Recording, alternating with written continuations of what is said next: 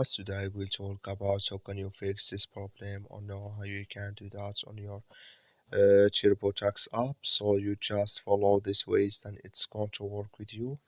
All you have to do in the first, you just click on settings. So then it's going to take you to this list here. Then you go down, just keep going down here. Click on apps. Come to apps list and here you're looking for Turbotax app or just click on search. Then here at Turbotax, it's going to show for you like this. Click on it. Then you come to next step here. It's going to show for you like this. Click on Forcestop. Click on OK. Then you go down. Just click on storage. Come to storage list here. Just click on clear cache. Then all you have to do, so you just go to your Play Store. You click here on Play Store here. Then here you search for Turbotax. It's going to show for you like this.